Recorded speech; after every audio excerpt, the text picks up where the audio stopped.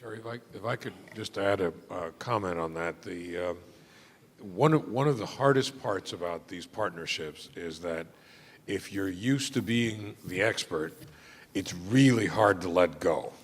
When you talk to any editor of a newspaper or news director of a television station or of a radio, they take great pride in having come to the craft by a lot of hard work, and they have developed a lot of stories. They know what good journalism is.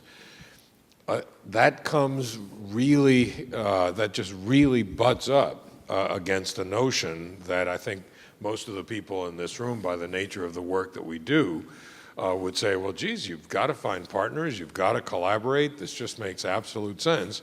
And then you say, well, the wisdom of the crowd, and what does that mean? That you're going to all of a sudden be edited by bloggers, or who are the bloggers, and some are going to be great and some are not. This is really a time, a very uncomfortable time of experimentation.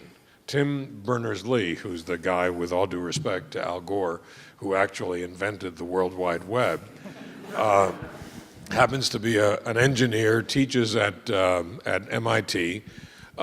He's concerned in this issue of partnerships, the easy talk about partnerships. He's concerned, he didn't take out a patent on the World Wide Web, imagine that, because he believed that the web should be free and universal. And he believes that the biggest threat to the web today is the lack of authenticity on it, because you can't figure out who's saying what and what's the truth.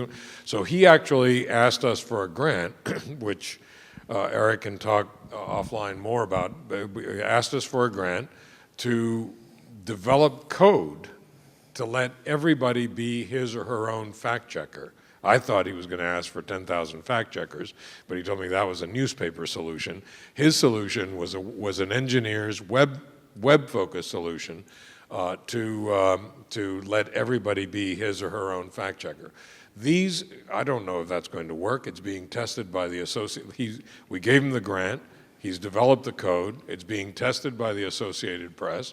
Maybe this will be something important, or maybe this will lead to something important that will lead us to a better understanding of how to use this tool and how to engage.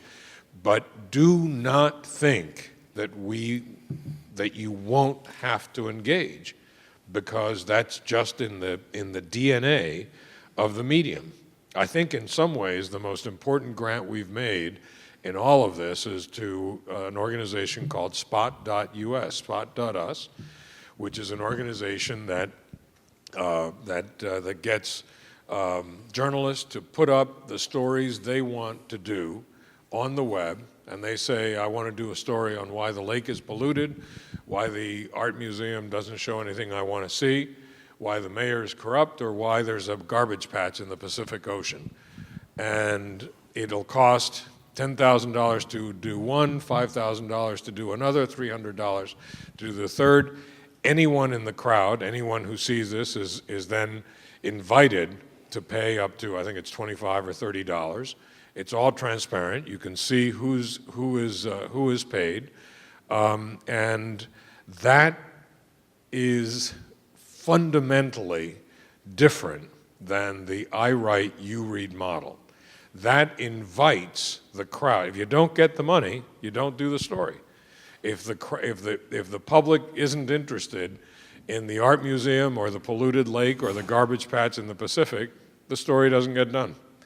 And what I find really important about this is that it effectively includes the reader in a fundamentally different way than any of the other models.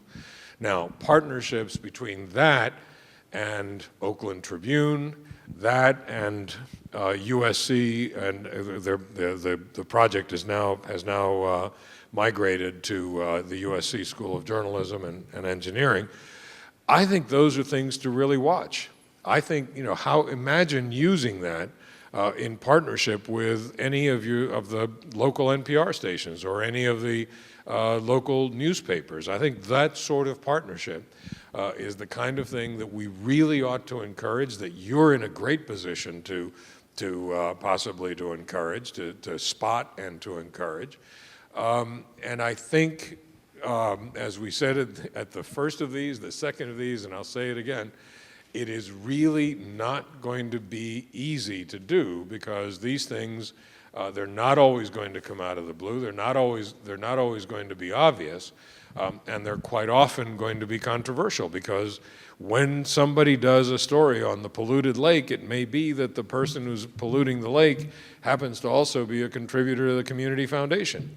These things are going to happen, and it is important to be smart and aware about all of this, and it's important also to be absolutely transparent. But those, I love your question. I think it is exactly the kind of thing we ought to do, but we shouldn't think that in this area where there is a clash between the new and the traditional, that it's going to be easy.